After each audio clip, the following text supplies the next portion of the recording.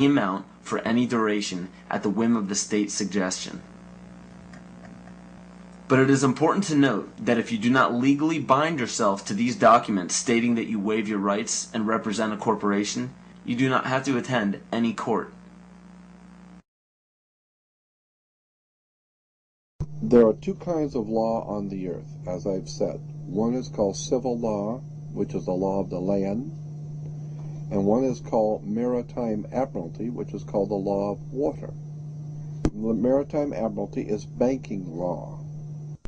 So consequently, the corporation and government and people who want to control you, they create a second you, and that second you that they control, that they created, is all capital letters. Check it out. Anytime you get a bill, you get a lawsuit, you get a fine, a ticket, somebody sends you a bill from the Department of Water and Power, check it out on your driver's license, on your Social Security card, on your insurance cards. Anything having to do with business, your name will always be in all capital letters, because only all capital letters can be dealt with by banks and government. You need to wake up and find out how this stuff really works. Because once you understand that you don't need to submit yourself as an American to a British commercial venture called courts. You're an American. You don't need to go to court. There's nobody. You only go to court because you agreed to go to court. When they send you a subpoena to court or a summons to court, and they've sent you something, you look at it and say, hey, Jack, that's not me. That's in all capital letters. All capital letters is a corporation. Those who are charged under these maritime admiralty courts usually don't understand that they are voluntarily being fined and imprisoned. When a judge calls your name and asks if you are that name, those who say yes are verbally agreeing to represent the artificial person that the name represents. In doing so, you are voluntarily waiving your rights under the Constitution. Your absolute rights as natural persons are the right to life, security, and property. And all of these are very important. Remember that you can never be deprived of these simple rights unless you are willingly waiving them. But you need to understand your rights if you want to be protected under them. When sustainable development is knocking down your door for the right to your property, you need to understand your inherent right to your property, which extends from the visible surface to the center of the earth. But please note that these steps are simply the beginning. They merely treat the symptoms instead of attacking the root. To understand fully how to protect yourself, you need to understand your origin.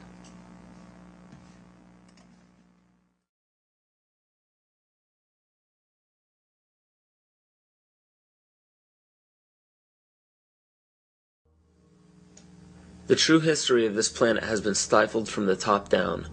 Since the inception of monotheism and the ridicule as well as outlaw in specific cultures of all pagan religions and practices, a lie has been forced upon all civilizations. You have to wonder why powerful empires were threatened enough by paganism to make the practice of such religions punishable by death. This threat didn't end during the Roman Empire. Take a look at how the founders of America by mandate of Great Britain wiped out Native American tribes indiscriminately. Great Britain has also shown some of the most brutal forms of genocide in Africa, India, New Zealand, New Guinea, and many other locations in which pagan tribes still existed. East Timor suffered from one of the most brutal genocides in all of history and was fueled by the United Nations and the United States funding during the Carter administration. Ford and Kissinger visited Jakarta, I think it was December 5th. We know that they had requested that Indonesia delay the invasion until after they left because it would be too embarrassing. And within hours, I think, after they left, the invasion took place on December 7th. What happened on December 7th in 1975 is just one of the great evil deeds of history. Early in the morning, bombs began dropping on Dili. The number of troops that invaded Dili that day almost outnumbered the entire population of the town. And for 2 or 3 weeks, they just killed people.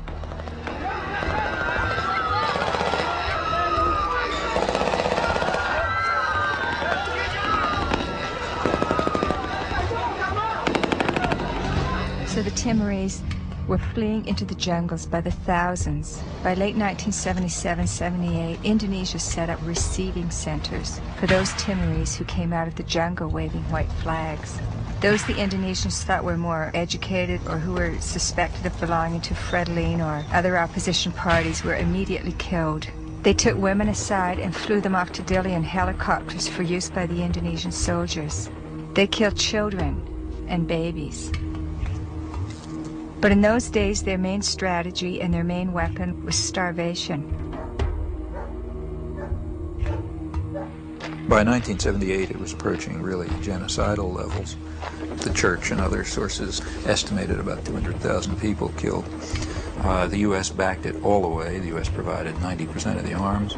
Right after the invasion, arms shipments were stepped up.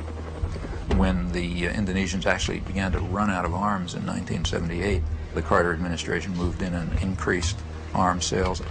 And other Western countries did the same. Canada, England, Holland, and everybody who could make a buck was in there trying to make sure they could kill more Timorese. The last thing that the ones in power want is a sovereign group or tribe setting a positive example for others. It is important to note that followers of monotheistic religions are not to blame, just as not all members of Freemasonry, intelligence agencies, fraternal orders, or political organizations are part of the esoteric agenda that is being carried out in all upper echelons of society. And it's difficult for people to comprehend, but paganism is no more dangerous than understanding surgical procedures. The knowledge can be very useful when applied properly, yet it can also have very detrimental effects if misused or abused. Understand that most all of these problems are not by mistake, but by design. Most people do not understand how colors, shapes, catchwords and phrases, and biological timings are all used as talismans to affect humanity on an emotional and spiritual level. Colors are used hypnotically in every news channel and corporate advertisement. Fast food chains typically use vibrant reds, yellows, and whites in their restaurants to cause the customers to feel hurried and restless. This helps the customers filter in and out quicker to make for more customers. Fine dining restaurants, on the other hand, use very earthy, natural colors such as soft greens, blues, and browns to calm the senses and to make for a more lengthy and peaceful meal. And the same goes for the music that is played at these establishments. Specific musical notations and progressions can give relaxing or exciting stimuli to the body without our knowledge. The music industry goes even further and uses natural rhythms of the heart to map out the tempo of pop songs. This is why 72 beats per minute is used very frequently in pop music. Music is not a product of culture. In 1986, the National Academy of Science found that infants prefer consonant sounds such as perfect fifths rather than dissonant ones. This is just a small example of our natural ability to understand sound. So be very careful when placing a child in front of a TV or near a stereo. Those who believe that children cannot comprehend violence on a TV screen or aggression from music are thinking strictly with the left brain. The child may not rationally understand the words or actions on the screen, but the right brain, even in infants, can absolutely understand everything in its immediate environment because it transmits a frequency that can affect us on a subatomic level. Science has even proven that proper sonic vibrations are essential for the health of our vegetation.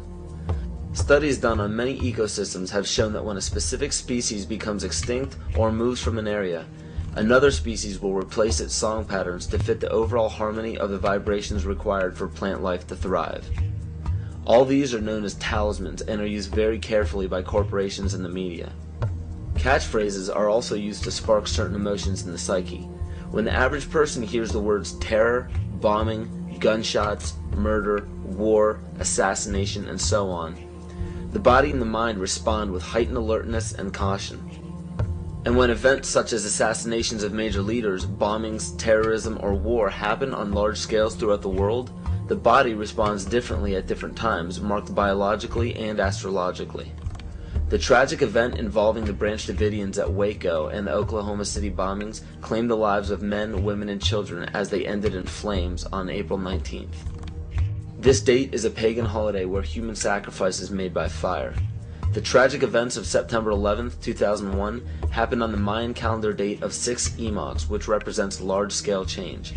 And when the U.S. attacked Afghanistan on October 7th, 2001, this was the Mayan calendar date of 6K, which represents balancing.